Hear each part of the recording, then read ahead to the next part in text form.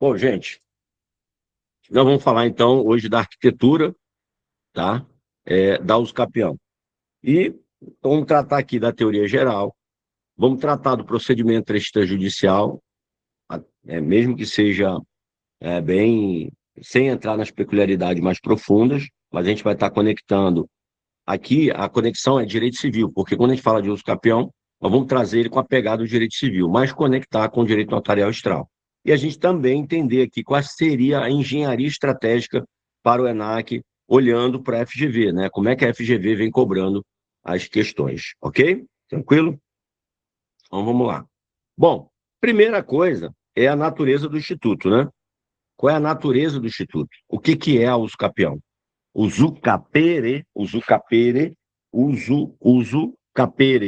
Capere é tomar, capere, uso, pelo uso, tá? Então, uso capere, tomar pelo uso. A usucapião, então, gente, ela é uma forma originária ou é um modo originário de aquisição da propriedade. Então, eu adquiro originariamente porque eu tomei do real proprietário ou do proprietário anterior. A usucapião, ela é o quê? Não há uma transferência de propriedade. Então, a usucapião não é um modo derivado de aquisição de propriedade. Ele é um modo originário, porque ele nasce do zero, porque não houve uma transferência entre pessoas, né? Interpartes. Houve, efetivamente, o quê? Uma tomada.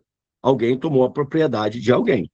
Para vocês terem ideia, lá e é muito utilizado na América Latina, por exemplo, na Argentina, a usucapião, lá, não se utiliza essa palavra usucapião, se utiliza a prescrição aquisitiva, lá chama-se prescrição aquisitiva.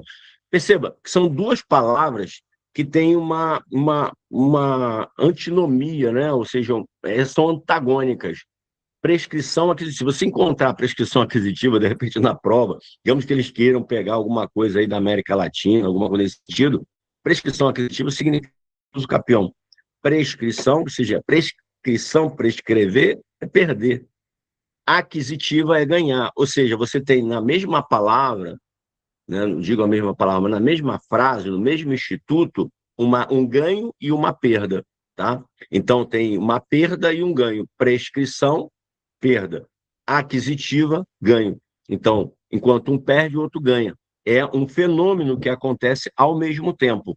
Na usucapião, quando você está ganhando, ou o usucapiente está ganhando a propriedade, o proprietário anterior está perdendo propriedade. Então, perceba, a usucapião, ela é originária, por quê? Porque quem o direito ou a aquisição, ela nasce do ordenamento jurídico, ela nasce do preenchimento de requisitos, ela nasce originariamente, sem vícios, sem mácula.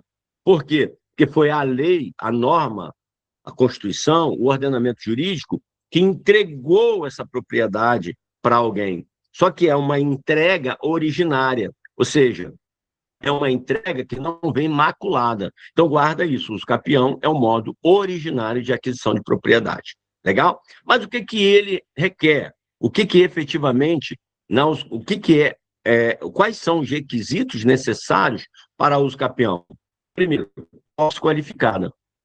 O que é a posse qualificada, gente? A posse qualificada é a posse com animus domini, tá? Posse qualificada é a posse com animus domini.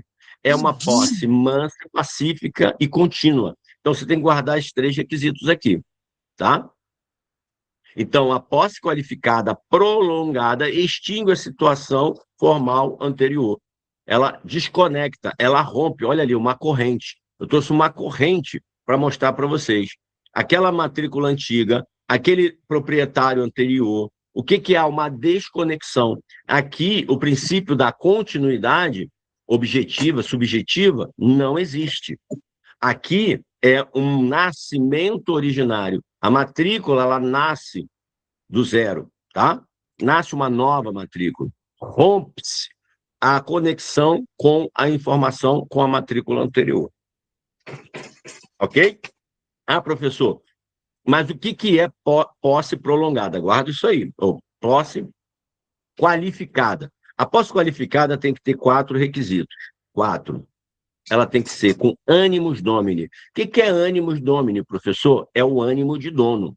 Você age como dono, você pensa como dono, você se sente o dono. O teu ânimo é de dono, tá? É a tua vontade exteriorizada. Trata a coisa como se dono fosse. Isso é o animus domini, tá? O ânimo de dono. Essa posse tem que ser o quê? Mansa, pacífica e contínua. Então, não pode ter interrupção, não pode ter impugnação, tá? E não pode ter violência, tá? Não pode ter precariedade. A gente vai ver que tem algumas coisas nesse sentido, tá? Então, guarda isso. Posse qualificada, mansa, pacífica, contínua. Mansa, pacífica, contínua. Guarda isso. Mansa, pacífica, contínua e com ânimos domini, ok?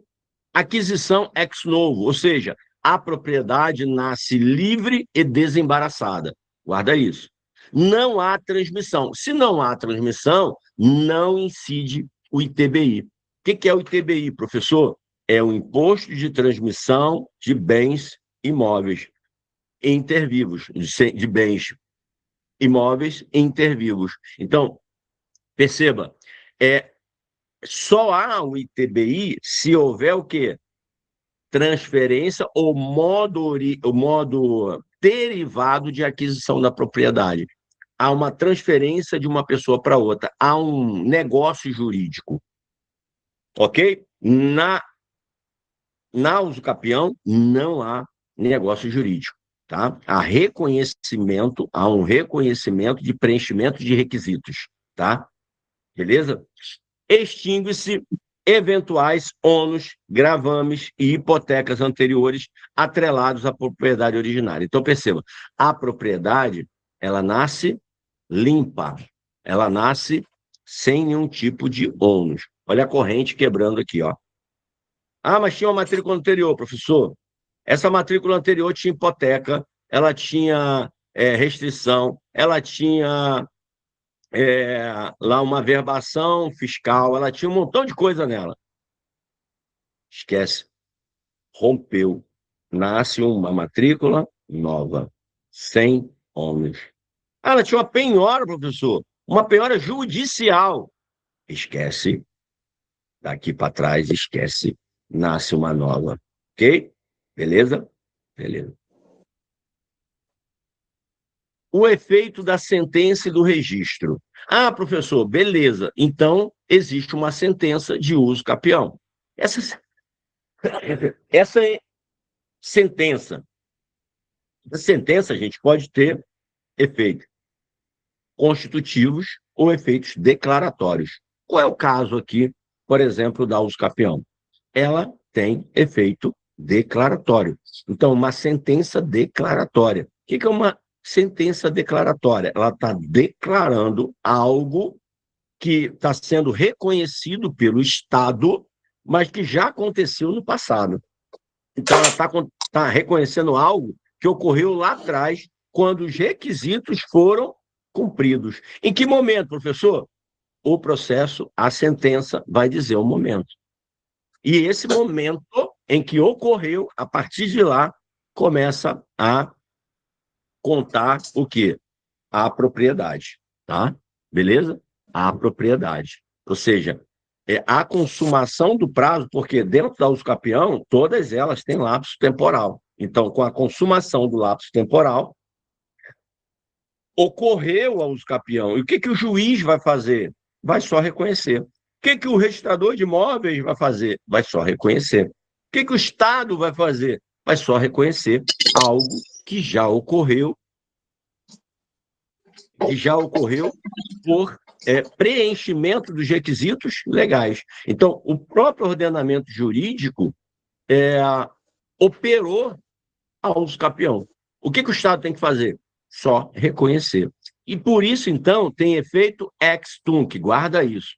Ah, uma sentença declaratória de usucapião, ela tem efeito ex nunc ou ex tunc?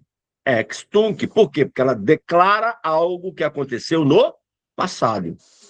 Ela não está constituindo algo agora. Não é a partir de agora que a pessoa se torna proprietária. Ela já é proprietária no passado. O Estado está fazendo o quê? Reconhecendo. Tá? Então, guarda isso. Sempre vai ser assim, professor? Sempre. A usucapião, a sentença de usucapião, ela é declaratória. Ela está declarando algo que aconteceu no passado. É igual a certidão de óbito. Certidão de óbito, ela é o quê? Constitutiva ou declaratória? Certidão de nascimento, registro de nascimento, melhor, né? Certidão, registro de nascimento, registro de óbito, declaratório, tá? Declaratório. Por quê? Porque está registrando algo que ocorreu, está reconhecendo, então ele é declaratório, reconhecendo algo que ocorreu no passado. Legal? Tranquilo? Então guarda isso. A natureza da sentença e a natureza do registro, ela é meramente declaratória. Do registro, essa natureza do registro, ela é para dar efeito erga omnes, ou seja, para publicizar aquilo que ocorreu no passado. Então, guarda assim, como é que é a linha do tempo, professor? Começa a posse. Começou a posse. Começou agora. A posse, então, ela vem acontecendo. Ela é fática. É um fato. Fática. Mansa. Ela é pacífica? Ela é contínua? Não teve interrupção? Não. Ela tem essa posse. Ela é com ânimos domini? O possuidor trata a coisa como se dono fosse? Sim. Então, está contando o prazo. E o lapso temporal? Vai depender da espécie de uso capião que o examinador vai te entregar para você avaliar. E o usucapiente vai entregar para você registrar. Então, vai depender da espécie que está sendo solicitada. Então, consumação do prazo. A propriedade é adquirida no exato instante em que o prazo se consolida. Qual é o prazo, professor? Vou mostrar. Tem vários prazos. Começa com 2 anos e vai até 15 anos. De 2 a 15. Ah, é, professor? Tem uns campeões de 2 anos? Tem. Tem uns campeões de 15 anos, professor? Que tem, 15 anos. Tá? 15 anos. Ok? Beleza? Então, você tem ali a sentença e o registro, né? Lá no final. Consumou o prazo. Só que a sentença e o registro vai acontecer no futuro. A sentença e o registro não são constitutivos. Então, não é a sentença, nem é o registro que vai constituir a propriedade. Não é. O que vai constituir a propriedade é o quê? O tempo, o momento em que os requisitos foram preenchidos. A sentença e o registro só reconhecem. O ingresso no RI possui caráter regularizador. Nós estamos regularizando, o Estado está reconhecendo que aquela pessoa preencheu os requisitos, que ela efetivamente é proprietária. A partir daí, com esse reconhecimento, nasce para o usucapiente, e que já era proprietário, várias possibilidades. Imobiliária. Ele pode entregar, ele agora sim, ele tem em mãos todas as faculdades jurídicas de proprietário, que ele não tinha antes. Antes ele era só possuidor. Agora não. Agora ele tem todas as faculdades jurídicas de um proprietário. Ah, é, professor? E o que muda, então, do possuidor? O possuidor só tinha posse. Quando você só tem a posse, o que você pode fazer? Ele pode usar, ele pode gozar. Lembra? Ele pode até reivindicar não a propriedade, mas a posse. Ele pode até dispor. Dispor de quê? Dispor da posse numa sessão de posse. Mas perceba, quando eu falo de proprietário aqui, de propriedade, poderes, faculdades do proprietário, ele pode usar e gozar, tirar frutos. Mas ele pode dispor como proprietário? Não. Ele pode reivindicar como proprietário? Não. Então, assim, perceba, ele não tinha todas as faculdades, mas após o registro, que regularizou a propriedade dele, o Estado reconhecendo que ele efetivamente é o proprietário, dá publicidade a isso, preserva lá o princípio da continuidade registral e outros direitos mais, mas a partir de agora ele pode dispor. E quando ele pode dispor, o que ele pode fazer? O que é a faculdade de dispor, né, no GRUD, né? Lembra aqui do GRUD, ó. G-R-U-D, GRUD. Gozar, ó. Reaver, GRU. Usar, D, dispor. E o que é dispor, professor? Dispor é, quando eu posso dispor de um bem, eu posso dar ele em garantia, eu posso levar a uma unidade financeira, pegar empréstimo e colocar ele como garantia desse empréstimo, eu posso alienar, eu posso doar, eu posso vender, percebeu? Então, vários direitos surgem a partir do momento em que está regularizada a propriedade. O Estado reconhece que ele é proprietário e, a partir de agora, então, ele passa a ter todos os poderes, ou plenos poderes de proprietário. Perceba como isso é importante. Perceba como a desjudicialização da uso capião, ela é muito importante para o nosso sistema jurídico. Isso aqui, gente, numa prova oral, você tem que brincar com isso aqui numa prova oral. Né? Se o teu examinador for falar de uso capião, você tem que brincar com isso aqui. Mostrar tudo isso que eu estou mostrando para você, mas ir lá para o lado econômico da coisa. Né? Trabalhar o fenômeno da desjudicialização, trazendo para a atividade notarial registral, e o examinador vibra com isso, porque ele entende que você conhece o sistema e que você valoriza a atividade notarial registral como uma ferramenta desjudicializante, porque aqui você está dando celeridade. Uma usucapião aí, há tempos atrás, levava 10 anos, 15 anos, para reconhecer, gente. Reconhecer aquilo que já tinha acontecido. Olha quanto tempo esse uso capiente sofreu uma injustiça estatal pela lentidão e pelo congestionamento judicial. Nós temos hoje um congestionamento judicial muito grande, mais de 80 milhões de processos congestionados, onde não dá conta das demandas que chegam ao judiciário. E você precisa de um mero reconhecimento estatal de que você cumpriu os requisitos da uso capião e você fica a ver o quê? Navios.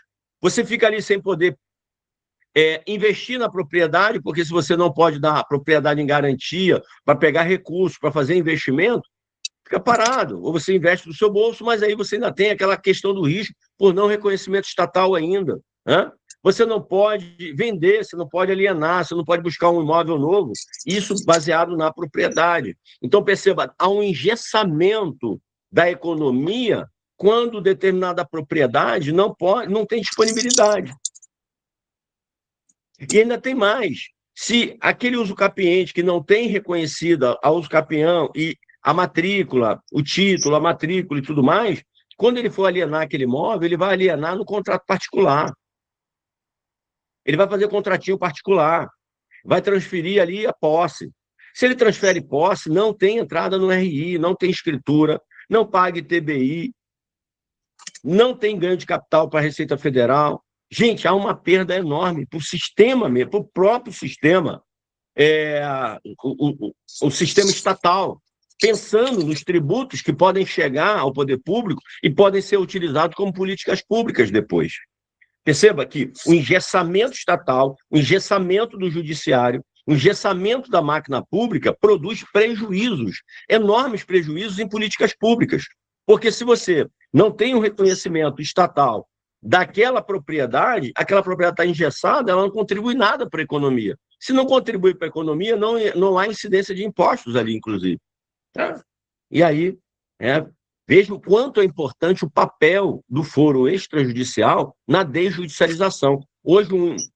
Hoje uma usucapião se faz rapidamente, coisa de 1 mês, 2 meses, 3 meses, dependendo da complexidade da usucapião, é feito extrajudicialmente, muito rápido, utilizando 2 atores, 2 agentes estatais do foro extrajudicial. Quem são esses agentes estatais?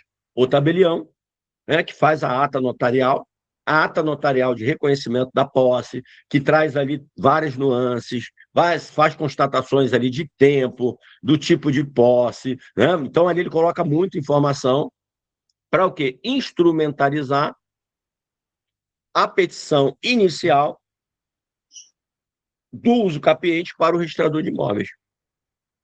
Tem que ter a figura do advogado. O advogado, então, entra com a petição no RI, solicitando o reconhecimento da uso capião.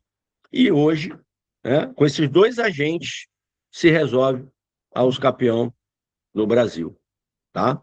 Beleza? Claro que vocês vão ver, não vai poder ter litígio, não vai poder ter. Pode ter conflito, professor? Pode ter conflito.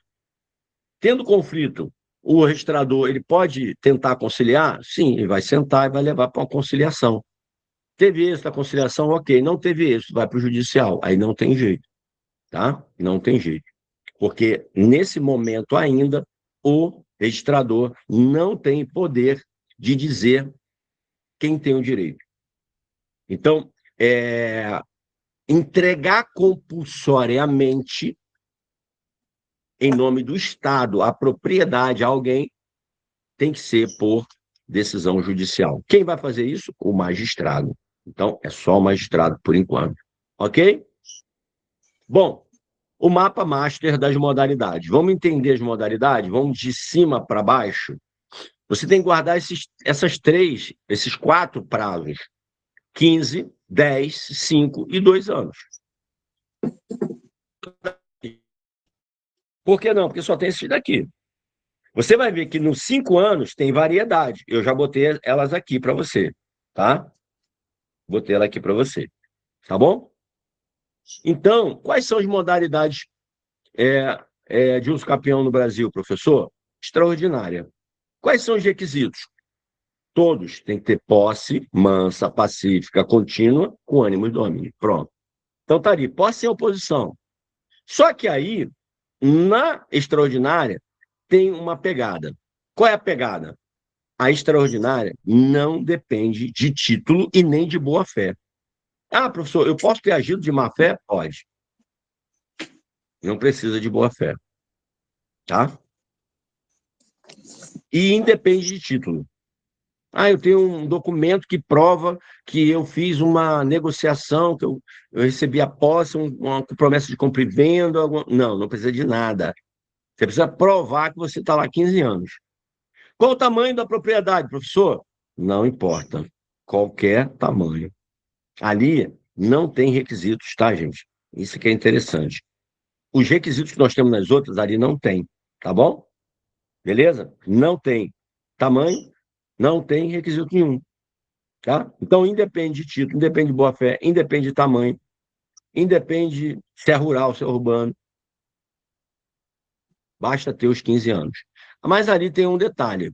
Se, por acaso, eu cumpro função social na extraordinária, ele cai de 15 anos para 10 anos. 10 anos, certo? 10 anos.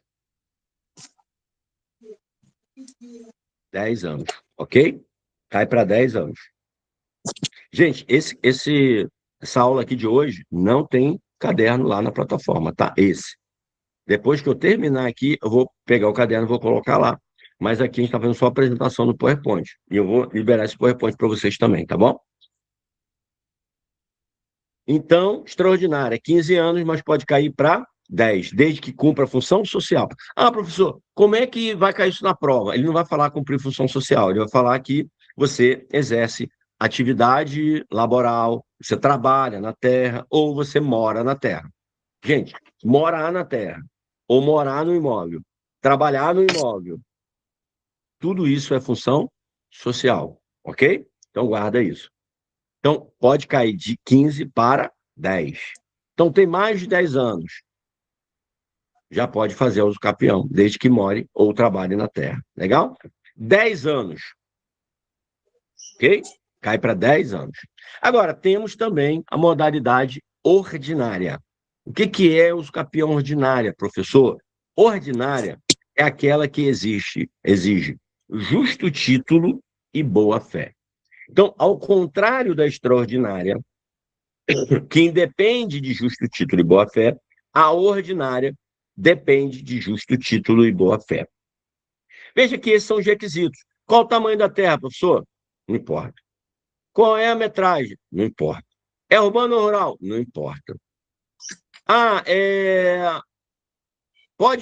a pessoa não pode ter outro imóvel? Pode. Tanto na extraordinária quanto na ordinária. Pode ter outro imóvel. seja, ali, nessas duas, não há aqueles requisitos que a gente vai ver na de 5 anos, tá? Beleza? Não há. Ok? Bom, mas aí, aqui é o mesmo esquema. Diminui o prazo, professor, se cumprir função social? Diminui. Mesma coisa, 5 anos. Então, tanto na extraordinária cai 5 anos, como na ordinária, que é 10 anos, cai 5 anos também.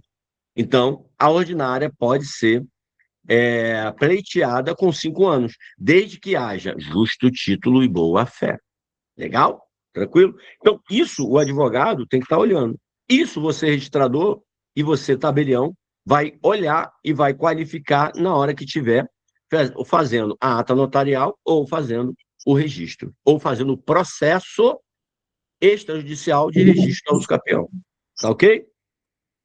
Bom, vamos passar agora para a modalidade de uso capião constitucional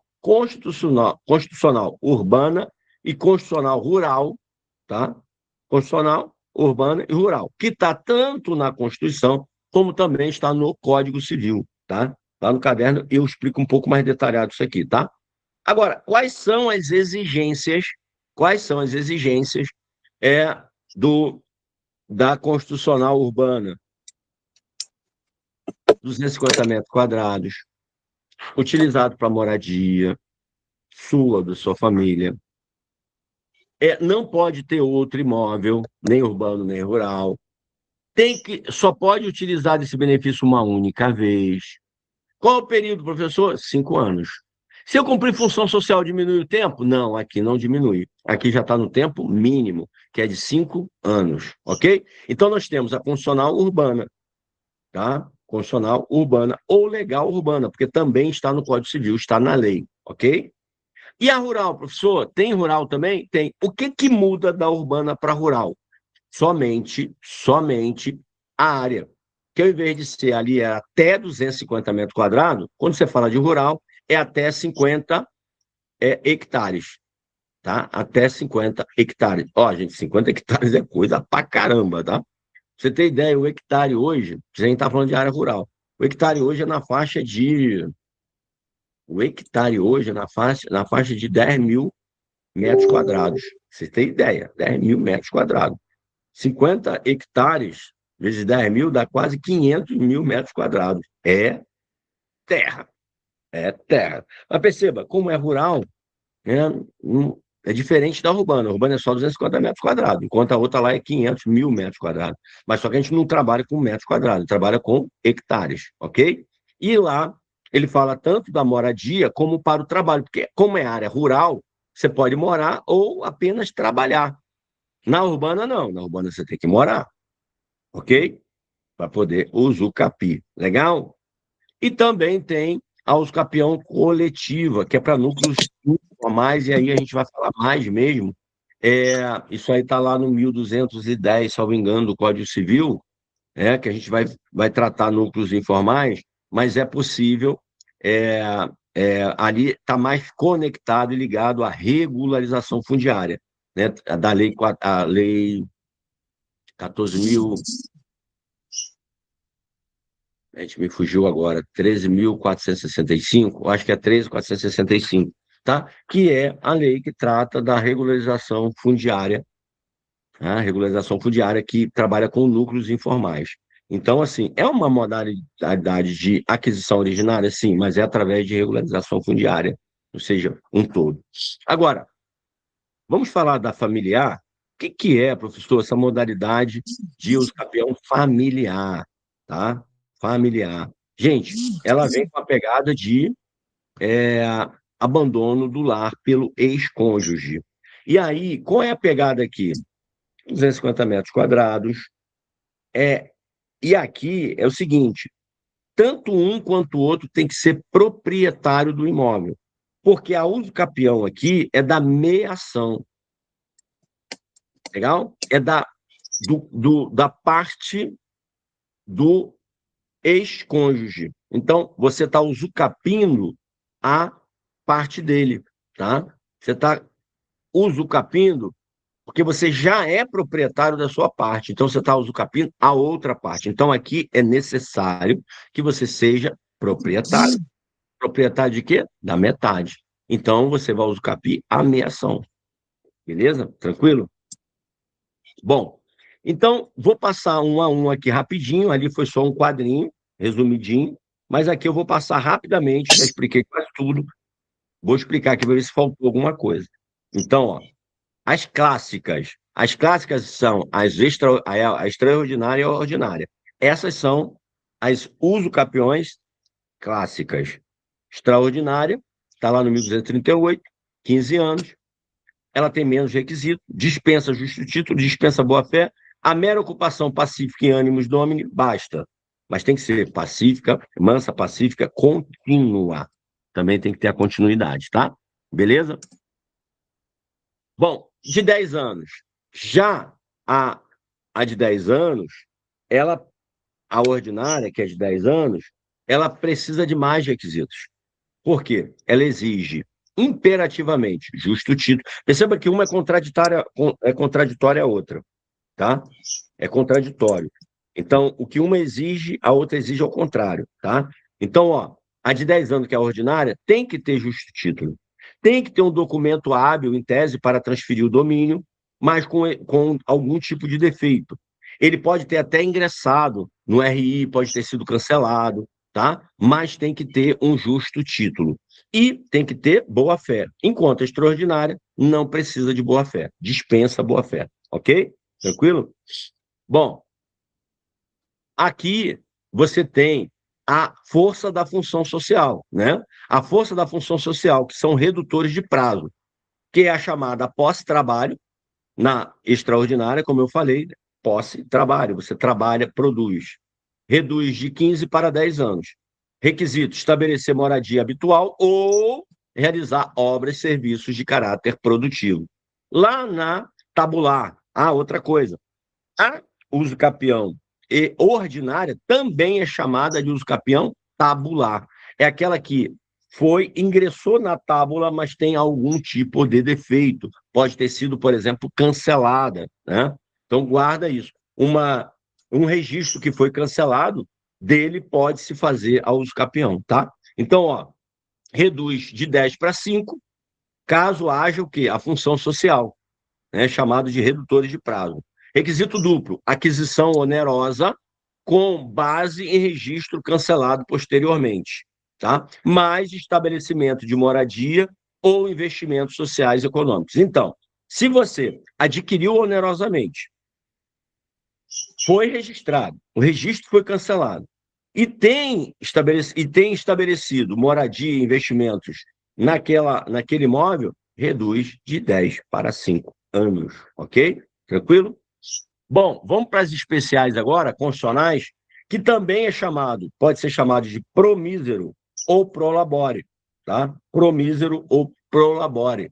Ou seja, gente, é menos tempo e ele, na verdade, está tentando atender a função social daqueles que não têm moradia, né? Então, assim, é realmente fazer uma distribuição de propriedade para que todos tenham acesso à moradia, né? Aqui está muito voltado para a moradia. O lado urbano, aí nós temos o lado urbano e o lado rural. Isso aqui está na Constituição, tá? Prazo: 5 anos. Área urbana, 250 metros quadrados, uso para moradia, não pode ser proprietário de outro imóvel, como eu tinha falado. E outra coisa, não pode ser reconhecida, só pode ser reconhecida uma única vez. Você não pode ter utilizado esse tipo de uso capião e depois, no futuro, utilizar novamente. Só pode uma única vez, tá? Rural, mesma coisa, 5 anos, só que aí já são 50 hectares, moradia, mais tornado a terra produtiva pelo trabalho, porque a área rural, ela tem que produzir. Gente, é uma área enorme, tá? Não pode ser proprietário de outro imóvel, ok? Mesma regra do outro. Não possui a restrição de única vez na modalidade urbana. Deixa eu até pegar aqui. Aí, deixa eu trazer essa regra aqui também para vocês. Espera aí um pouquinho. Log 1.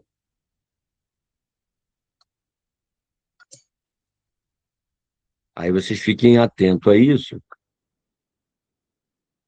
que é uma diferença que as regras são iguais, mas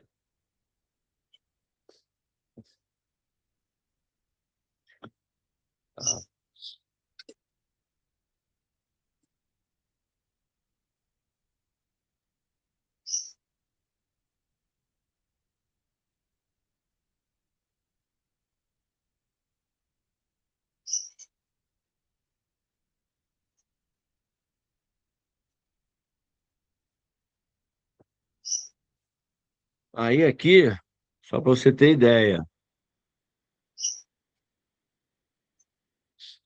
eu quero que vocês guardem aqui. Peraí, deixa eu voltar aqui na onde eu estava. Opa, não é aqui.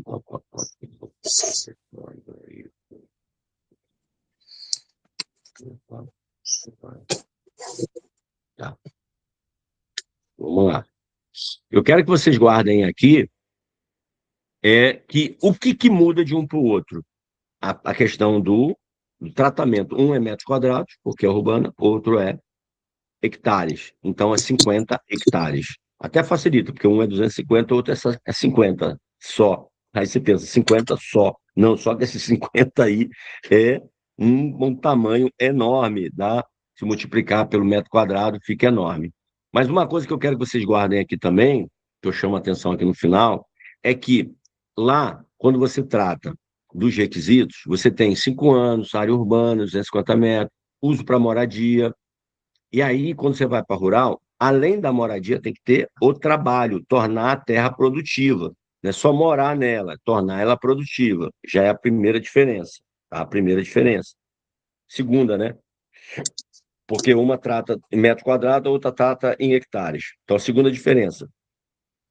Não pode ser proprietário de outro imóvel. Lá também você não pode ser proprietário de outro imóvel, tanto urbano quanto rural, tá? Agora, aqui na urbana, você não pode ter reconhecido esse benefício mais de uma vez. É uma única vez apenas. Quando você chega na rural, ele não faz essa restrição. Então, lá na área rural, você pode ter reconhecido a uso capião rural mais de uma vez? Pode. Então, guarda isso. Não possui a restrição de única vez na modalidade, como na modalidade urbana. Então, na rural, eu posso usar capi? Agora posso. Daqui a 10 anos, eu posso usar capi de novo, sendo que eu já vendi a propriedade anterior, vendi aquela, e aí eu fui, entrei numa outra, e aí eu estou usucapindo ela novamente, ela novamente não, participando novamente de um processo de usucapião em outra propriedade?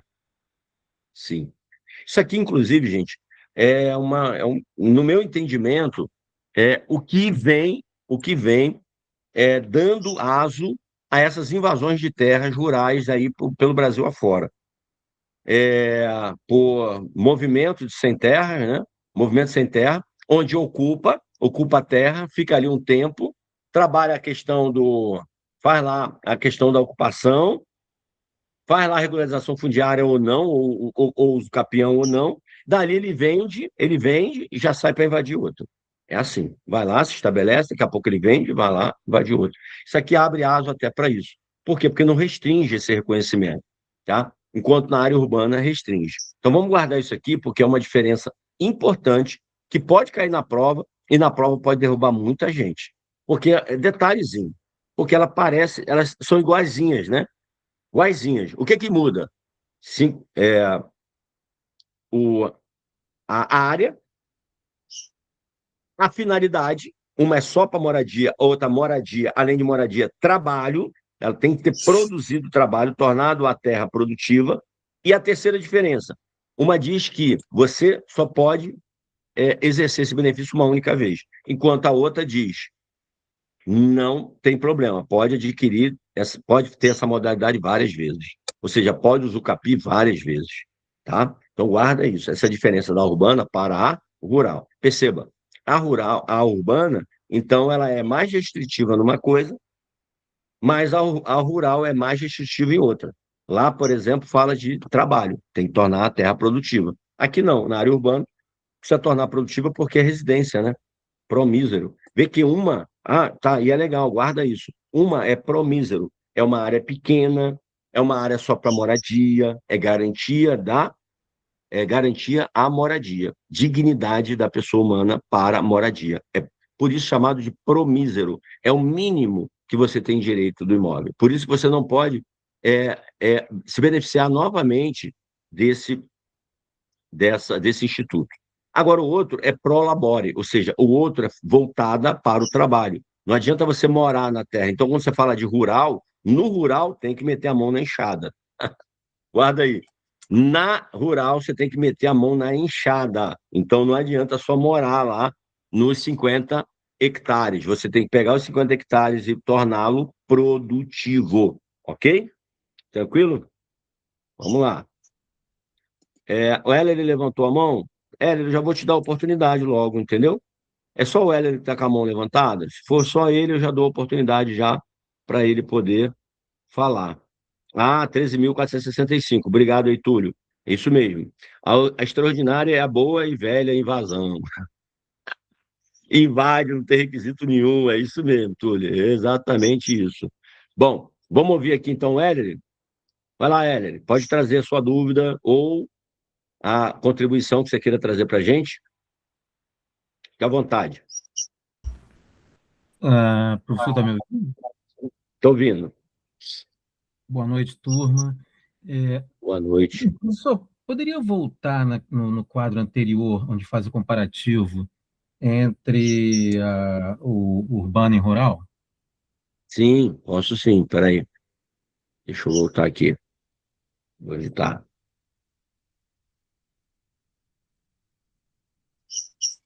É aí? Sim. Quando ele Beleza. fala ali que não é rural, né? Quando fala que não possui a restrição de única vez na modalidade, como ocorre na modalidade urbana, significa que ele poderia, em tese, usar desse, né, do instituto aí para adquirir outras propriedades, não é isso? Sim, sim. Mas olha só, Digamos. então, Ah, mas olha só, ali, quando fala dos ah, requisitos, fala assim, não pode ser proprietário de outro imóvel na rural. uhum, isso, Se não pode ser isso. proprietário de outro imóvel, ele adquire uma vez através do de uso capião, ele já vai ser proprietário. Uhum. E como é que ele vai Aí ele poder vende. adquirir outro, se aí diz que não Então, pode ser proprietário de outro imóvel? isso, aí ele vende. Ele adquiriu, vendeu, foi invadir outra terra. Entendi, entendi. Entendeu? Entendi. Não pode ser ao mesmo tempo. Ah, sim, sim, sim. Ao mesmo tempo, isso, ao mesmo tempo. Ele vendeu, ficou sem terra de novo. Essa é a questão do movimento sem terra, gente, no Brasil. É essa a questão. É uma vulnerabilidade da propriedade. Então, o cara que é proprietário ali está sempre com medo da área rural dele ser invadida. Por quê? Porque o cara pode ir lá, ocupar, pode exercer uso capião, por exemplo, e daqui a pouco ele pega aquela terra e ele vende. Ele se finca lá, fica lá um tempo, passou 5 anos, ele pode então fazer a solicitação da uso capião, o usucapio é dele agora, vai e vende. Aí pega, bota a mochilinha nas costas, vou achar outra propriedade agora. Vai lá, acha outra, invade, fica 5 anos, pede de novo, vai ser concedido de novo. Por que vai ser concedido? Porque não tem a trava de impedimento que tem na urbana. Entendeu não? Entendi. Não, não, essa a minha dúvida era essa, porque se ele poderia ser ao mesmo tempo proprietário Não. de mais um imóvel, mas na verdade o que ocorre é que ele pode vender após os 5 anos e aí entrar com um novo processo e adquirir outro imóvel, né? Isso aí. Legal, isso aí. Ele pode até transferir para alguém, transferir, doar, dar para a mãe, para o pai, para o tio, entendeu? Transferir para Entendi. alguém e aí ele parte para só tirar um outro imóvel que ele tem do nome dele, passar para outra pessoa, vai lá, vai conseguir fazer uso capião de novo. Entendeu? Por quê? Ele já usou essa estratégia, deu certo, ele Uhum. continua. Na urbana, não. Isso é muito bom a gente discutir aqui, gente, porque, em tese, é problema que a FGV pode trazer. E aí tentar te pegar, entendeu? E essa discussão aqui é boa por isso, essa sua dúvida é bem legal, porque pode ser um caso concreto, exatamente assim. Fulano Uhum. foi lá, né? adquiriu, invadiu uma terra, depois de 5 anos, exerceu uso capião, papapá, papá. Na verdade, então, quando Ele fala pegou, assim, vendeu, né? Na verdade, ele então, quando pegou, fala não pode ser proprietário de outro imóvel simultaneamente, né? Ao mesmo tempo, né? sim, no momento, é isso, porque olha só, isso aqui não são requisitos para uso capião, são requisitos. Quando é que eu vou auferir ou verificar esses requisitos? No momento do reconhecimento da usucapião. Ah, peraí, eu vi aqui que você tem outro imóvel, então você não pode usucapiar esse, entendeu? É naquele momento em que está sendo aferido se você tem ou não imóvel, entendeu? Entendi, entendi. Beleza, tá joia. Ok, Josué, Sim, professor, boa noite. boa noite. É, Bem? tudo bem. Aí vamos analisar uma situação. Um caseiro. O caseiro está numa terra, aí o proprietário da terra desaparece. Não paga mais ele, some por uns 15 anos. Aí o Aham, caseiro já tem ali como dele. Pô, não sei o que aconteceu com o patrão, aí ele assume aham, tudo, planta, cria gado. Ó, vai estar como dono. Aí depois ele é surpreendido com os herdeiros. Filho do uhum. proprietário, olha, quero que você saia, que a fazenda é do meu pai. Sabe, mas já estou há 15 anos aqui de maneira mansa e pacífica. E neste caso, ele adquire a propriedade pelo uso capião, ou não? Sim, aí tem que ver como é que ele tratou a terra durante esses 15 anos. Como Ele dono. ficou Ele lá fica como calculando, dono. ele ficou lá calculando quanto é que o patrão vai ficar, tem que pagar ele quando voltar. Ele ficou lá pegando, por exemplo, fazendo conta lá no mercado, no comércio local, na conta do patrão, para quando o patrão vier pagar, os herdeiros pagar. Ou ele começou a tratar a terra como se dele fosse. Ele saiu daquela condição de caseiro e ele começou a investir, ele começou a trabalhar, produzir, vender o produto, e ele pagou IPTU, pagou IPTU, vamos botar aqui ITR, no caso. lá o ITR, área rural, então ele começou a pagar o ITR, ele começou a utilizar o imóvel como se dele fosse mesmo, né? Alugar, de repente colocar lá, fazer arrendamento para soja. Durante 15 anos ele ficou fazendo isso. Ele já adquiriu, né? Adquiriu por uso capião. Entendeu? Por Justo. quê? Porque ele começou a se comportar. Perceba, tem ânimos domini? Ele agiu como dono? Agiu. A posse dele é Entendi. mansa e pacífica? Sim. Sim. É contínua? Sim. Havia, na verdade, perceba, a posse dele começou de forma precária, porque havia um contrato, uma relação contratual entre ele e o proprietário, certo? Então, a posse dele é uma posse precária. Só que essa posse precária, em determinado momento, quebrou essa precariedade, ou seja, quebrou a precariedade, porque desapareceu o dono, não sabe para onde foi, deixou a terra lá, ele começou então a tratar a terra como se dono fosse, tomou todas as providências, agiu e tal, papapá, entendeu? Investiu na terra, fez o que tinha que fazer, é só ele fazer. Ah, vem os herdeiros agora. Não, usa o capi. Ah, usa o capil? Então, a pessoa, o que, que os herdeiros vão fazer? E aí a gente já vai lá para a área processual. Os herdeiros vão entrar com ação pedindo o quê? Reintegração de posse, vão pedir, ou então vão botar lá um despejo do caseiro, não sei o que, que eles vão utilizar, né?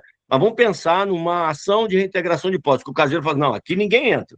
Ah, não, eu sou herdeiro e a gente veio aqui porque a gente veio olhar a terra, porque fulano morreu e tal, desapareceu, e nós, 15 anos depois, chegamos aqui. Por isso que ele não veio mais. Desapareceu porque ele morreu. E agora a gente está fazendo inventário e viemos aqui, descobrimos que tem essa terra. Mas já tem 15 anos. Mas aí a gente veio aqui porque a terra é nossa e tal. Ah, então a gente vai entrar e precisa que você devolva tudo aí. Não, aqui você não entra. Aí é onde ele vai fazer o quê? A autodefesa da posse, né? Não, aqui você não entra, o dono aqui agora sou eu. Vocês ficaram 15 anos fora, eu que cuidei como o dono fosse e tal. O que, que os herdeiros vão fazer? Vão entrar com a ação de reintegração de posse. Na própria ação de reintegração de posse, ele já pode fazer o quê? Ele já pode fazer a defesa dele como usucapiente. Já pedir ao juiz o reconhecimento da usucapião pelo tempo que ele ficou ali. Entendeu? Então, ali mesmo já pode se operar isso. Certo. Legal? Aí entra com a reconvenção, né? Pode trabalhar com a reconvenção ou a defesa dele já pode ser feita direta ali na própria discussão da própria discussão da ação, ele já pode utilizar como exceção, ó, a exceção ali é uma. Não sei se teria que ver qual o tipo de ação, né? Mas vamos pensar que na reintegração de posse. Ele pode fazer a defesa dele como usucapiente, já dizer, eu sou usucapiente. Eu sou usucapiente, preenchi os requisitos e já pode ali, a partir dali, então, fazer uma reconvenção, solicitando ao juiz que faça o reconhecimento, se o juiz for o juiz pertinente, né? Se for o juiz competente para o reconhecimento da usucapião. Ele já pode fazer ali, então, a solicitação do reconhecimento da usucapião. A partir desse reconhecimento, ele leva no cartório e já nasce uma nova matrícula. Percebeu?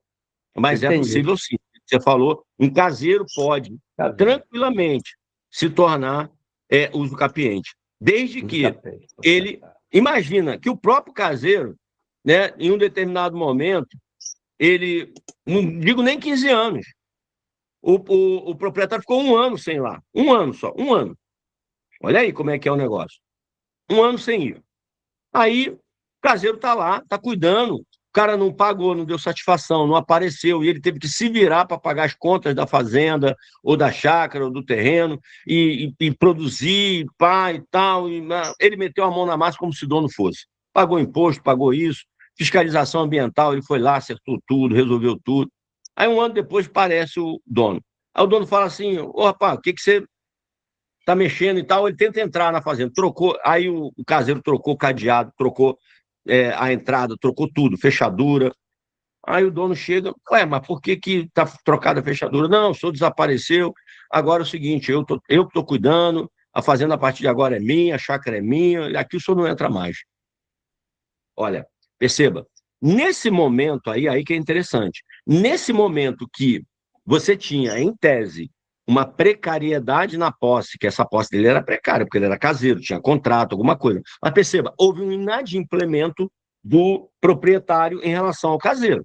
Um inadimplemento. Não pagou salário, não pagou o que tinha tratado, alguma coisa assim, porque está 1 ano fora, não pagou nada.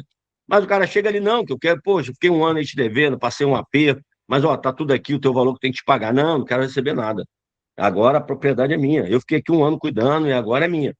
Naquele momento em que há uma inversão da posse, uma posse que era precária, agora passou a ser posse com ânimos domini, para o proprietário, a partir dali começa a contar o prazo. Se o proprietário não impugnar, se ele não fizer nada e deixar passar os 10 anos, dependendo da propriedade, tá? Se for lá extraordinária. Mas vamos pensar aqui que é uma chácara de 50 alqueires. 50 alqueires. Se ele deixar passar... 50 hectares, né, professor?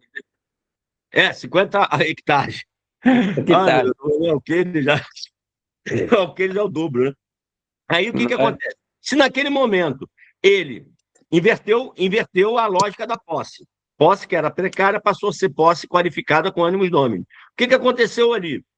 Se naquele momento o proprietário deixa passar 1 ano, 2 anos, 3 anos, 4 anos, 5 anos, não faz nada, amigo, dançou, perdeu a propriedade. Ele tem que impugnar. O que ele tem que fazer? Tracoação, tal, brigar. Não quero arrumar briga, eu vou tentar negociar. Passa 1 ano, 2 anos, 3 anos. Meu irmão, passou 5, perdeu a propriedade. É simples assim, tá? Então, mesmo o cara sendo caseiro, tá? Porque naquele momento, quando ele muda o ânimos dele, aquele momento é o momento de impugnar. E aí a impugnação, ela sai o quê? Ela evita a usucapião. Agora, é só ficar indignado? Não, tem que entrar com ação, tem que notificar, tem que praticar atos de impugnação, para que ela não se torne mansa e pacífica, tá? Beleza? E aí, aquilo, né? Não pode, porque senão já era, senão dança. Tá bom? Ok? Cuidado com esses exemplos, porque muitas vezes vem exemplos assim na prova e você tem que entender o que o examinador está querendo. Ok? Beleza. Tranquilo? Tranquilo. Podemos continuar? Podemos. Vamos lá. Vamos. Beleza. Então, ó, voltando lá, vamos para essa tela aqui agora. Vamos falar das contemporâneas, tá? Tem lá no Estatuto da Cidade a usucapião coletiva, tá? Que pode ser feito, que está muito conectada, interligada à própria regularização fundiária. Mas percebam, a gente tem lá na usucapião coletiva, né, que pode ser feita por mais de uma pessoa e tudo mais. Eu não vou entrar muito nela, né, porque ela é bem específica do Estatuto da Cidade, mas depois eu vou dar uma olhada no edital, que eu não sei se lá, o Estatuto da Cidade, eu acho que está no RI, né? Depois dá uma conferida para mim aí, para ver se o Estatuto da Cidade está lá. É 10 mil alguma coisa. 2019. Os campeão coletiva. Ela, então, é focada em núcleos urbanos informais, 5 anos, tá? E naquele mesmo esquema, né? Área inferior a 250 metros quadrados, tá? E por cada moradia, né? E ela possibilita, então, a regularização fundiária maciça. Mas aqui nós estamos tratando efetivamente de regularização fundiária, que a gente pode dar uma aula à parte só para isso, ok? E nós temos a uso capião familiar. Aqui tem os cuidados, tá, gente? Tem que ter uns cuidados aqui. Ela é de apenas 2 anos. O imóvel tem que ser imóvel comum às partes, tanto ao cônjuge, um cônjuge quanto ao outro. E tem que ser de até 250 metros quadrados. É um único imóvel, tá? Beleza? Qual é o gatilho aqui que nós temos que observar? Abandono voluntário e imotivado do lar por ex-cônjuge ou ex-companheiro, tá? Então, ó, é abandono voluntário e imotivado, não teve motivo, ele não foi colocado para fora de casa. E a pessoa colocada para fora de casa, abandonou a casa. Não, você botou para fora de casa. E o que poderia constatar? Claro que o examinador ele vai te dar de bandeja isso aqui, não vai ficar inventando ali coisa para você interpretar o que é o abandono. Mas a jurisprudência, muitas vezes, ela traz o quê? O que seria o abandono voluntário? É quando a pessoa sai de casa, não dá um motivo para isso e não presta nenhuma assistência. Essa nenhuma assistência é interessante, porque muitas vezes a pessoa sai de casa, mas continua pagando as contas, pagando o IPTU, pagando energia, pagando contas, auxiliando, pagando pensão. Então, perceba, não há um abandono, não está abandonado, não houve um abandono. Houve o quê? De repente, uma separação, um conflito entre o casal, um foi para o lado, foi para o outro, mas não há o abandono. O abandono é não prestar nenhum tipo de assistência.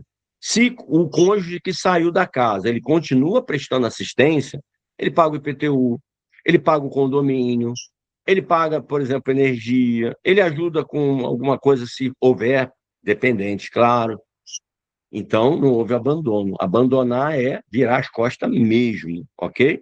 Tranquilo? Então, guarda isso, toma cuidado. Então, aqui, requisitos. Imóvel tem que ser comum. E o abandono, já disse para vocês o que representa o abandono, ok? Bom, aí nós temos aqui ponto de atenção. Uso capião de bens móveis. Pode ter uso capião de bens móveis, professor? Pode. As regras também se aplicam às coisas móveis. Então, ordinária e extraordinária, mesma coisa. Ordinária, 3 anos. Perceba, a ordinária com o mesmo esquema, justo título e boa-fé. Extraordinária com o mesmo esquema do outro, justo título e boa-fé. Ou seja, o enquadramento é o mesmo, legal? Enquadramento, os requisitos são os mesmos, tanto para um quanto para outro, ok? Beleza? Só que extraordinária aqui 5 anos, enquanto imobiliária que são 15, e aqui são 3 anos na mobiliária, enquanto imobiliária é de 10 anos, tá? Jurisprudência do STJ. A apreensão física por furto ou roubo induz posse após cessar a clandestinidade ou a violência. O exercício ostensivo de 5 anos sana o vício de origem ilícita. Então, perceba, gente, até mesmo um bem que é objeto de furto, que é objeto de roubo, né? Que você tem aqui a violência ou clandestinidade, tá? Violência ou clandestinidade. Você vai ter aí, então, o exercício, se houver o exercício ostensivo por 5 anos daquele produto, daquele bem móvel, vai haver o quê? A sanação da origem ilícita. Eu não concordo muito com isso, mas tudo bem. É o que o STJ, trouxe aí como posição. Ok? A via expressa extrajudicial. Agora nós vamos fazer uma conexão com a via extrajudicial. Se bem que, quando se fala de uso capião, para a nossa atividade notarial registral, a FGV e as outras bancas não entram muito em uso capião mobiliária. Tá? Quando entra, quer saber de prazo. Qual é o prazo? 3 anos, 5 anos, extraordinário e ordinário, é mais isso que eles cobram, tá? E a via extrajudicial, professor? A via extrajudicial, que está lá no 216, da Lei de Registros Públicos, nós temos aí o paradigma da desjudicialização e da celeridade, tá? Vê que a via de cima é a via expressa, somos nós, cartorários, né? Que tem alta performance e eficiência na prestação de um serviço. Tudo que é desjudicializado, gente, do judiciário e vai para o extrajudicial, nossa, a gente arrebenta, a gente faz bem, a gente faz com qualidade, com segurança jurídica, em pouco tempo, em pouco prazo. A gente entrega produto de qualidade. Por quê? Porque nós não temos essa jurisdição tradicional, demorada, congestionada, igual vocês estão vendo aí embaixo no desenho, correntes, amarras, engrenagens, curva para lá, curva para cá, né? Aquela confusão danada e a morosidade que é o poder judiciário hoje. Então, jurisdição no judiciário hoje é cada vez mais difícil, tá? Cada vez mais difícil, tá? É muita complexidade e coisas que os juízes já não estão dando conta de julgar. Tá? Então, o que desjudicializa e vai para o extrajudicial, a gente dá conta. Por que dá conta, professor? Por que é tão eficiente assim? E se precisar contratar mais gente, a gente contrata. Se precisar aumentar o prédio, a gente aumenta. Se precisar investir em tecnologia, equipamento, tá, a gente investe. É assim que essa delegação, esse, essa descentralização judicial, ou vamos dizer aqui estatal, que é melhor estatal, para a nossa atividade, que é uma atividade, se você parar e analisar, é uma atividade empreendedora, é uma atividade com exercício privado, por mais que a gente preste serviço público, o exercício é privado, com toda a autonomia de trabalho, de gerência, de gestão, tem muita eficiência. Porque a nossa pegada é pegada empresarial. Infelizmente, alguns tribunais ainda não entenderam isso e tentam engessar os cartórios, tá? E posso dizer isso aqui por Rondônia. Rondônia é assim, infelizmente. Nosso tribunal aqui, para quem está fazendo concurso para Rondônia aí, eu lamento dizer, mas você não vai encontrar a melhor corregedoria que esse país poderia ter, né? É engessada, travada, acha que cartório é gestão pública, e não é, a gestão é privada. Acha que cartório tem que ser tão burocrático quanto a própria administração pública. Não. Cartório e gestão é privada, é pegada empresarial, é entrega com efetividade. Claro, com segurança jurídica, mas efetividade. E eles misturam muitas coisas aqui, infelizmente. A gente ainda tem um pessoal ali que é atécnico em muita coisa. A gente tem que passar aí por uma. Eu acho que tem que passar por um aperfeiçoamento.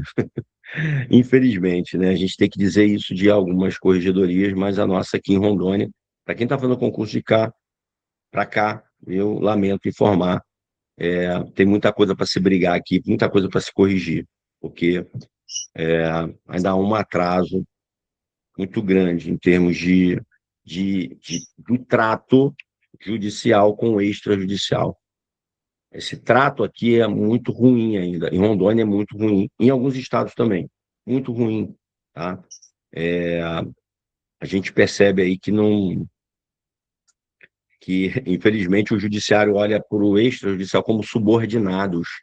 Isso é gravíssimo, gente. Gravíssimo. Você olha. O judiciário olhar para o extrajudicial como subordinado é gravíssimo, porque isso não é o regime jurídico. Tá? Isso aqui é um órgão normatizador, regulador, fiscalizador. Então, ele não é subordinado. Não tem que fazer o que o judiciário quer, mas o que a lei determina. Não é o que o judiciário quer, o que a lei determina, o que o ordenamento jurídico determina. E o judiciário tem que fazer o seu papel de normatizador e regulador, né? E não querer se imiscuir na administração, na gestão privada do cartório. E é o que a gente vem vendo aqui hoje. Em Rondônia está assim. Não sei como é que está outros estados, mas Rondônia está desse jeito, né? Uma intervenção gritante nos cartórios como um todo, na gestão do próprio tabelião. Mas, assim, nós temos que trabalhar e se fortalecer a atividade para mudar isso, né? Bom, então você vê que o caminho é outro. Quando você fala de Foro extrajudicial, gente, é eficiência, é uma via expressa, é rápido, é dinâmico, tá? Que a coisa acontece. Pode mandar aí, pode desjudicializar o que você quiser, que vai vir e a gente vai resolver. É assim. É, é uma equipe, é um pessoal técnico, altamente técnico. A gente tem aí, gente, vários magistrados, membros do Ministério Público, que hoje são delegatários. A gente tem aí mestres, doutores, pós-doutores, especialistas, pessoal dedicado, pessoal que estuda o direito, conhece e que entrega serviço de qualidade. Olhar para cartório hoje não é olhar para cartório há meio século atrás, não é isso. 50 anos atrás, 30 anos atrás, não. Cartório hoje a pegada é outra, tá? É um pessoal muito qualificado, profissional bem qualificado e com tecnologia de alto nível. Tecnologia de alto nível. Então, perceba, quando a gente fala da desjudicialização da uso capião, e a gente olha para esse paradigma de desjudicialização e celeridade, perceba, não é obrigatório você procurar o cartório para fazer o uso capião extrajudicial. Você pode, foi desjudicializado. Mas a desjudicialização, gente, você vai ver como um todo dentro do sistema de desjudicialização, e se o examinador te perguntar isso, o fenômeno de desjudicialização retira do judiciário uma atribuição e passa para o cartório? Você vai falar, não, retira não. O que ocorre é um compartilhamento. Se você falar isso para o examinador, ele vai vibrar. Ou então, né, dependendo do examinador, mas se ele fizer a pergunta é porque ele conhece bem o assunto, né? Ele vai vibrar com isso, né? Ele vai refletir sobre o que você está falando. Se ele não dominar bem o assunto, ele vai refletir. Nossa, tem toda a razão, né? Não há uma retirada de atribuição do judiciário para o foro extrajudicial. Há um compartilhamento, há uma concorrência ou uma competência concorrente entre dois atores é, do foro judicial e do extrajudicial ao mesmo tempo.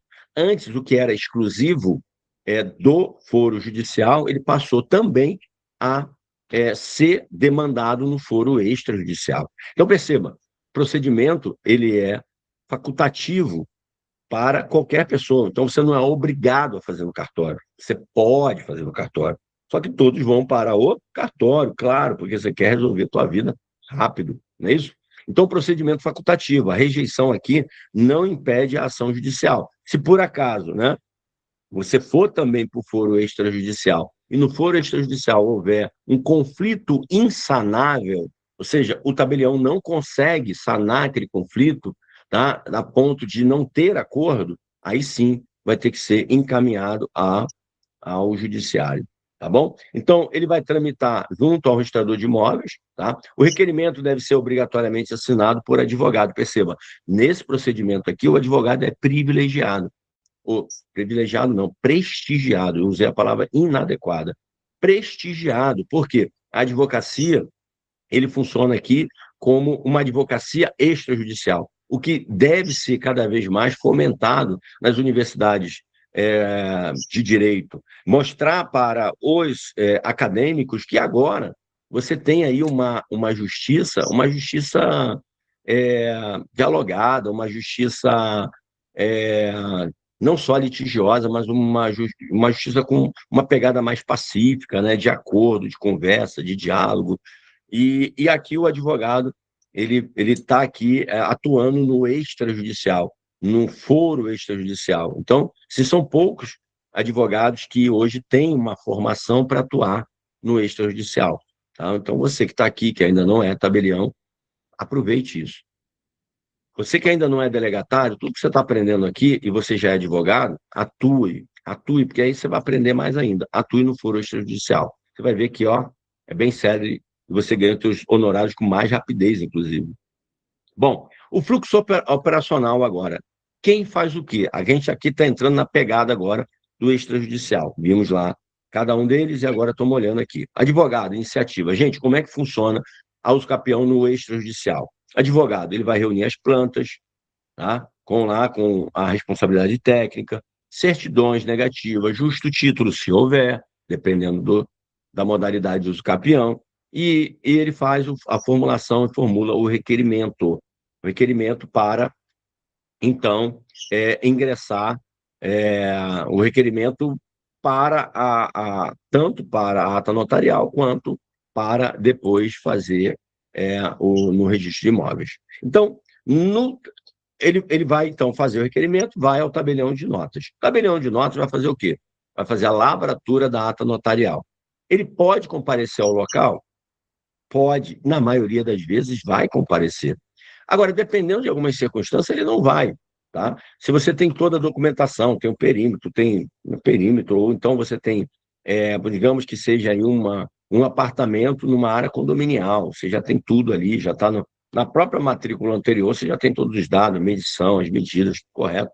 A necessidade de ir lá fazer uma, uma ata notarial no local? Não, ele pode fazer uma ata notarial baseada em todos os documentos que forem entregues para ele. Não precisa ir ao local para fazer uma diligência, não há necessidade de diligência. Então, você vai ver que nem sempre haverá necessidade de diligência. Depois da ata notarial, ela vai instruir o quê? Ela vai instruir a petição, que vai ser o requerimento que vai ser apresentado ao registrador de imóveis. Então, o registro de imóveis, ele vai fazer a efetivação. Então, perceba, advogado inicia, o tabelião, ele constata, e o registrador de imóvel efetiva. É o registrador que vai fazer o reconhecimento estatal da usucapião. O título é pré-notado, o registrador vai fazer as notificações, lembra das notificações, com os prazos e tudo mais, vai fazer o processamento, vai fazer os editais e ele vai fazer, então, o registro com a abertura da matrícula. Guarda isso. Isso pode cair em prova para você. Na usucapião, é feita uma verbação, um registro na matrícula imobiliária ou é aberta uma nova matrícula? Guarda isso. Sempre aberta uma nova matrícula para o usucapião, ok? Imobiliária. Ata notarial em lupa. Como é que eu faço a verificação na ata notarial? O que eu vou colocar na ata notarial? O tempo e as características da posse do requerente e dos antecessores. Ou seja, quanto tempo... E aqui a gente entra naquela pegada de ontem aí, Kika. Kika e a galera estava discutindo ontem. Por exemplo, eu tenho posse anterior a essa posse do requerente. Como é que ela foi transferida? Foi causa-morte, sucesso possessiones, ou foi por documento, transferência entre vivos, acéssio possessiones, soma de posse. Então, aqui, a soma de posse, ela acontece por negócio jurídico, acéssio possessiones, adição de posse, ou ela é feita por sucessão, sucesso possessiones. Então, o tempo, porque na sucesso possessiones, essa transferência de posse, ou do tempo de posse, para o requerente, ele vai ser pelo fenômeno da saisinha. Morreu, já transferiu todos os direitos. Agora, na acesso possessione, por exemplo, digamos que você adquiriu a posse de um alienante que te alienou o direito, a cessão, ele te cedeu a posse, tá? Onerosamente, uma cessão onerosa, você adquiriu. Ele já tinha 4 anos, você pode cumprir só mais 1 ano, e aí você vai fazer o requerimento, juntando o teu tempo de posse com mais o tempo de posse dos antecessores. Ok? Descrição do imóvel, edificações e acessões. Vai colocar tudo isso lá. Terceira, requisito, a forma de aquisição da posse. Como é que a posse foi adquirida? Tá? Vai ter que colocar lá. Bom, alertas normativos CNJ. Não pode basear-se apenas na declaração do requerente. Exige testemunhas, documentos, fotos. Então, gente, aqui a ata não é uma ata declaratória, não é uma escritura declaratória de posse. Professor, eu posso fazer uma escritura declaratória de posse? Pode. Escritura declaratória de posse? Pode. Escritura declaratória você pode fazer de qualquer coisa. Eu quero fazer a declaração, desde que não seja ilícito, né? Mas eu posso fazer uma escritura declaratória de qualquer coisa. Não significa que aquilo ali vai servir de instrumento hábil para qualquer tipo de direito. Para o usucapião extrajudicial, não é uma ata ou uma escritura declaratória, tem que ser uma ata de constatação. É o tabelião que vai constatar essas informações, tá? Então, perceba, o tabelião, ele faz uma constatação, não é o que você quer que ele coloque na ata notarial que vai estar lá. Ele vai constatar o que ele está vendo, a ata, ela é o quê? Uma fotografia de tudo que ele está vendo. E ele vai dar fé pública a todas essas informações. Para quê? Para chegar na mão do registrador e o registrador, então, tomar a decisão adequada. Ok? O tabelião deve advertir que o ato não confirma a propriedade. Ata notarial não é título de propriedade. Guarda isso, tá? Não é título de propriedade. Servindo apenas como instrumento para instrução do registro. Ok? Beleza? Bom, o processamento no RI e a regra de ouro. Como é que isso vai acontecer no RI? Planta já assinada por todos os titulares de direitos? Sim. Então, todos os titulares já assinaram a planta. Quem é o titular de direito, professor? Titular de direitos, né? Todos. É a pessoa que tem um ônus real, é uma pessoa que tem a fazenda pública, que tem lá, de repente, algum tipo de ônus, os confrontantes. Então, todos eles vão estar na planta, assinando, anuindo. Está tudo certo? Segue o registro. Não está tudo certo, nem todos assinaram, porque quando assina, não precisa notificar. Se o próprio uso capiente já traz a assinatura de todos, não precisa notificar. Por exemplo, teve uma retificação de área aqui da minha vizinha. Ela foi atrás de mim, falou, doutor, eu preciso que o senhor assine, faça anuência quanto a... Me dê anuência quanto à alteração de área que eu estou fazendo no meu imóvel, demonstrando que não tem nenhum problema, não está invadindo a sua área e tal. Então, foi feita uma declaração e eu assinei. Poderia também assinar a própria planta, tá ok? Então, quando a própria pessoa te procura e você já leva, já insere esse documento, não há necessidade de notificação feita pelo registrador. Regra de ouro, prazo de manifestação. Não teve, então o oficial vai notificar. Qual é o tempo de manifestação? 15 dias. 15 dias. E se em 15 dias o notificado não responder, não falar nada, não impugnar? O silêncio importa concordância, ou seja, quem cala, consente. Isso foi uma alteração que foi trazida pela 13.465. Eu tenho vários artigos escritos sobre isso aqui, porque quando houve a mudança, o silêncio importava como discordância e tinha que mandar para o judiciário. Se a pessoa não respondesse em 15 dias, o oficial notificava, se não respondesse, não podia fazer no cartório, tinha que mandar para o judiciário, porque era considerado discordância. Gente, mas eu bati, hein? Eu bati. Escrevi vários artigos, escrevi pra caramba. Na época eu estava no mestrado, estava terminando o mestrado, o segundo mestrado, e eu bati, fiz apresentação, fóruns, eu fui em várias, tinha congresso, eu participava, e eu bati nisso aqui. E aí, em 2017, eles mudaram, fizeram alteração, tá? Então, guarda isso, o silêncio importa como concordância. Quem cala, consente. Se estiver em local não sabido, vai ser publicado em edital. Então, você notifica a pessoa, ela recebeu pessoalmente, e aí ela tem um prazo de 15 dias, se ela não falar nada, fica em silêncio, é considerado concordância. Caso ela não seja encontrada, vai ser publicado o edital. Perceba, o sistema, o procedimento não vai parar porque eu não encontrei a pessoa. Parece muito com protesto.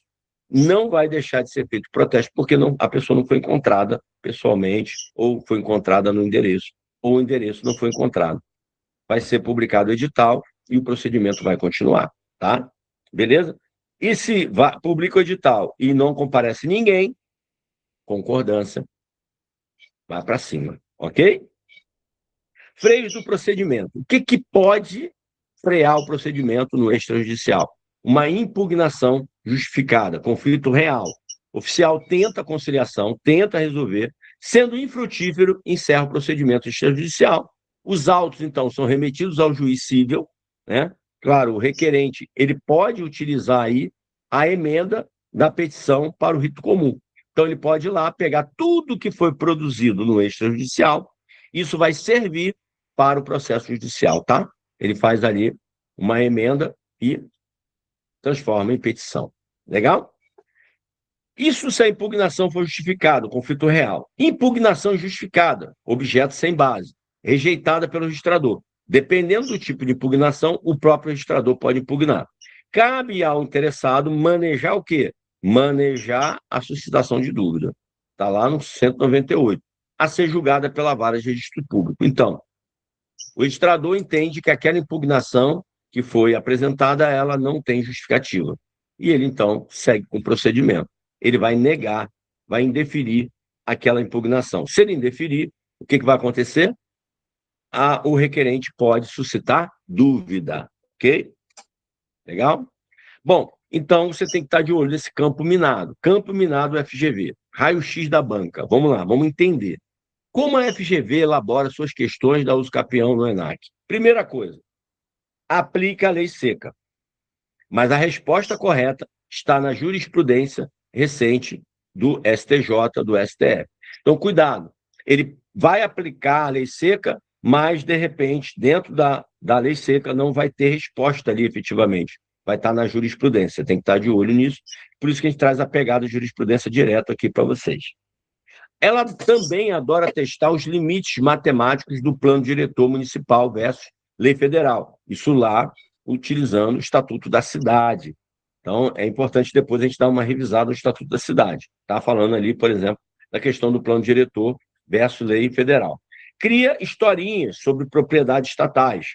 A gente sabe que propriedade estatal não é objeto de uso capião, ok? Mistura os institutos e cobra exceções de soma de posses, tá? Quando pode, quando não pode somar posses.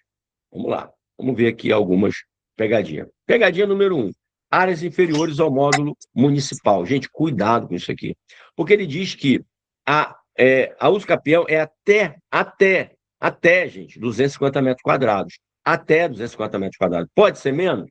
A jurisprudência já entendeu que pode, tá? Então, cuidado. O mito, como cai na prova?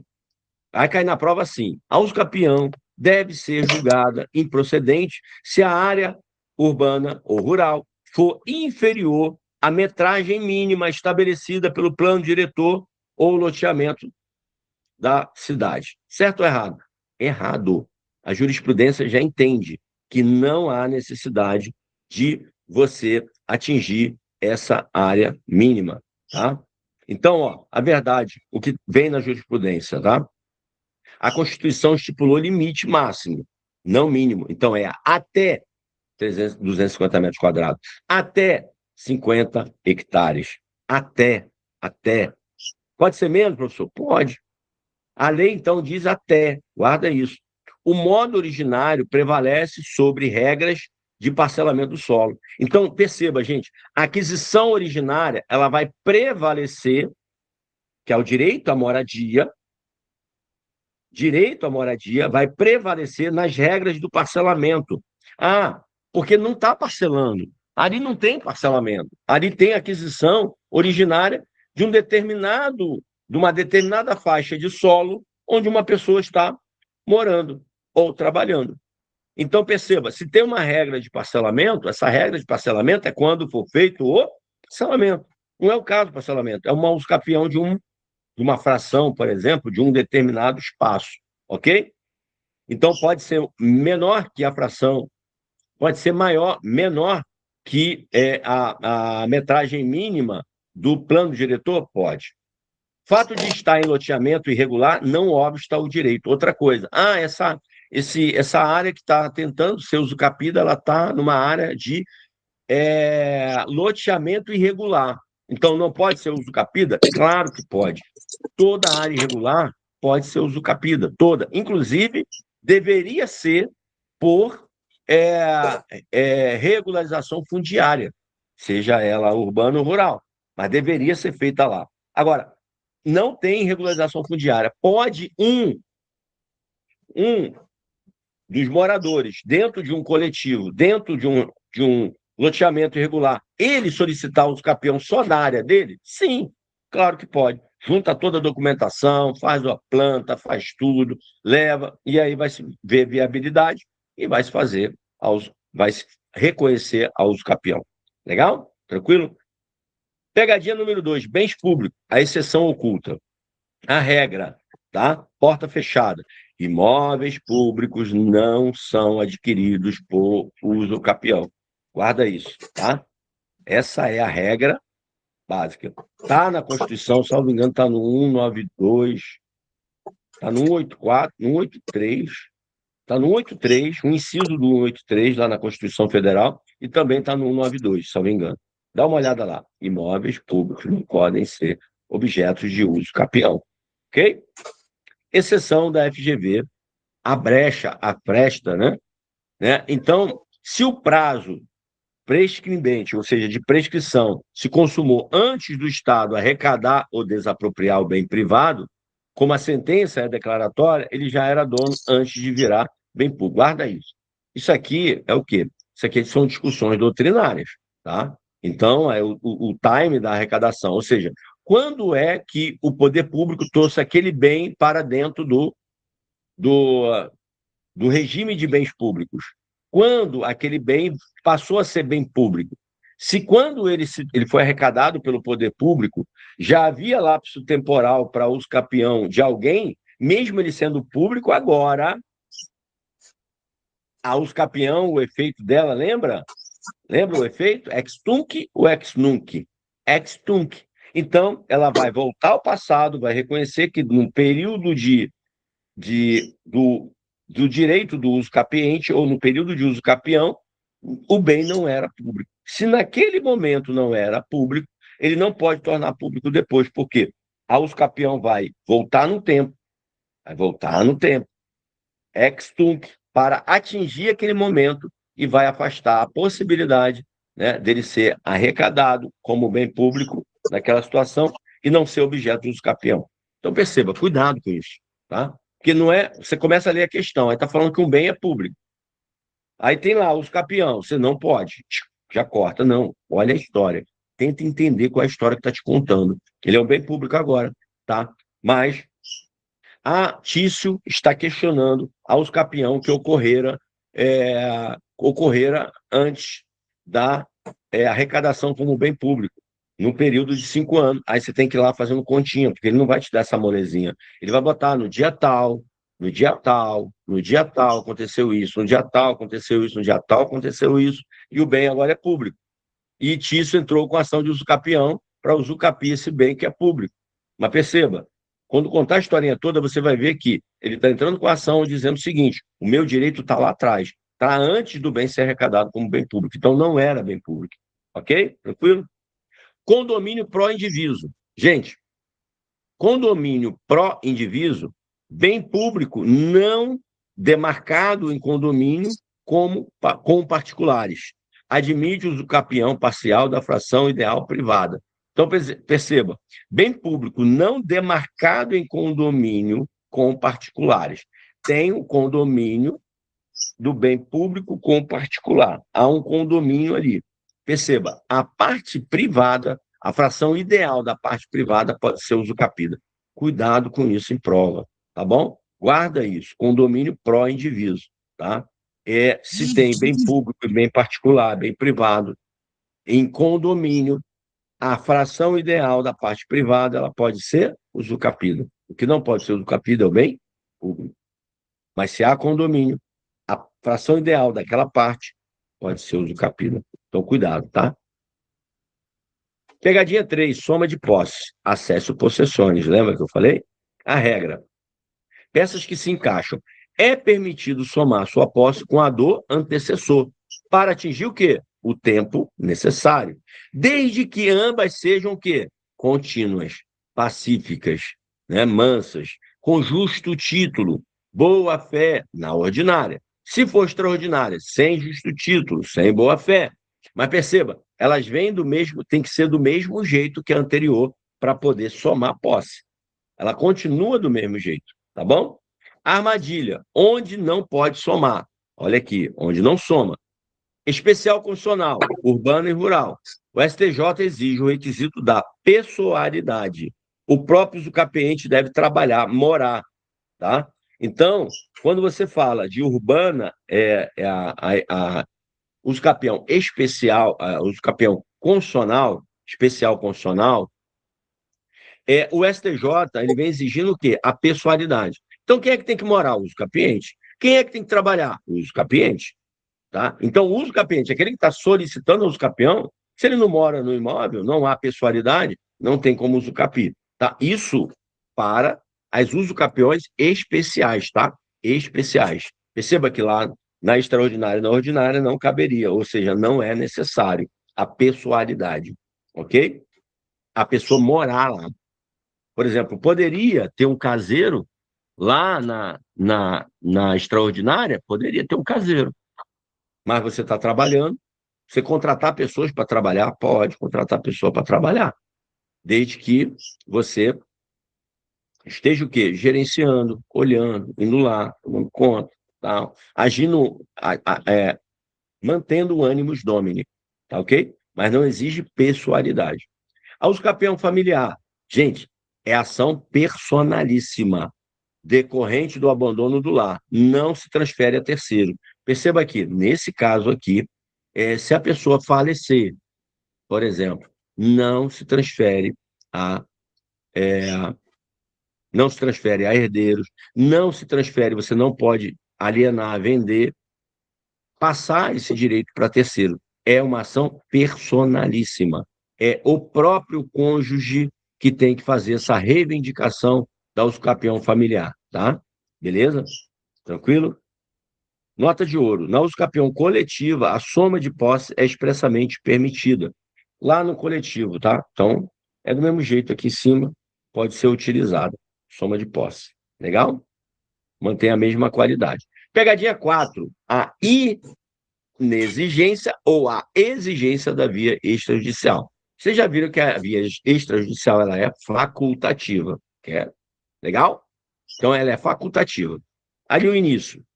Você tem a ação judicial direta, você tem a via extrajudicial, que é o cartório, tá? Perceba. Vamos pensar aqui um caso, né? Uma história da FGV. O juiz extingue a ação de usucapião alegando falta de interesse de agir, pois o autor não tentou a via extrajudicial do cartório primeiro. Gente, está equivocado. Então, guarda isso. Aqui não há uma exigibilidade da via extrajudicial primeiro. E por que isso aqui é importante, professor? Porque, por exemplo, hoje, quando você fala de protesto e você fala de CDA, gente, hoje é obrigatório as fazendas públicas, seja ela municipal, estadual ou federal, fazer o sistema de cobrança extrajudicial primeiro, utilizando o cartório, por exemplo, o protesto, para depois entrar com uma ação de execução da CDA. Então, ou seja, veja, é condição de procedibilidade você ter tentado o extrajudicial primeiro, na cobrança da dívida pública, para depois você judicializar, para depois você entrar com uma ação de execução fiscal. Aqui não. Veja, não há uma exigibilidade da via extrajudicial. Então, hoje é assim. Não há uma necessidade de tentativa da via extrajudicial para usucapião para depois ir para o judiciário. Você pode ir para o judiciário direto. Então, perceba, a desjudicialização não afastou o judiciário. Ok? Guarda isso. Então, a decisão do juiz é errada. A tentativa de usucapião extrajudicial não é condição dispensável para o ajuizamento de ação judicial. Não há condicionalidade. O acesso ao judiciário permanece livre e direto, ok? Tranquilo? Bom, vamos dar uma olhada aqui agora numa olhada geral, né, no passo a passo. Questão da usucapião, né, olhando aqui para o ENAC, fazer agora aqui um print aqui definitivo, né? No final aqui, tipo assim, uma visão holística, olhando tudo ao mesmo tempo. É mais um, é um mapa mental aqui, né? Olha lá, os prazos, você tem extraordinária 15 anos, ordinária 10 anos. Isso aqui é bom para revisão. Você pegar, imprimir isso aqui e colocar lá na tua parede quando você for fazer revisão de usucapião, se você tiver dúvida, né? Então, prazo, 15, 10, 5 e 2 anos. Perceba, tanto a extraordinária quanto a ordinária tem um prazo redutor de 50%, não, desculpa, de 5 anos para cumprimento de função social, tá bom? Vê que na ordinária aqui está 50%. 50% está certo na ordinária. Mas lá na extraordinária, não. Na extraordinária, a redução é de 5 anos. Na ordinária também 5 anos. Então aqui seria mais fácil ter colocado 5 anos nas duas, né? Para a função social. Perceba, nós temos aqui, é claro que é uma aquisição originária, limpa o ônus, limpa matrícula nasce uma nova, pode área mínima menor que o módulo rural, por exemplo, e ela tem efeito ex-tunc. Gente, essas três coisas aqui são importantíssimas, tá? A via expressa, você primeiro vai passar pelo advogado, o advogado vai fazer o requerimento para o tabelião faz a ata notarial, ele junta tudo isso aqui e entra com o requerimento no registrador, tá? E se o registrador, se no próprio requerimento já não tiver assinatura de todos, ou no mapa, na planta, não tiver assinatura de anuência de todos os detentores de direitos reais sobre o imóvel e os seus confrontantes, vai haver a notificação. Em não conseguindo a notificação, vai para o edital. E guarde isso, tanto em um quanto o outro, o silêncio ele vale como concordância. Por que a gente chama atenção para isso, o silêncio como concordância? Porque foi uma mudança legislativa. Então, é possível que se cobre isso em prova, tá? Beleza? Bom, então, para finalizar aqui com vocês, o domínio pertence a quem consolida a função social da posse, tá? Foco, precisão registral e inteligência jurisprudencial é a base aí para o sucesso no ENAC.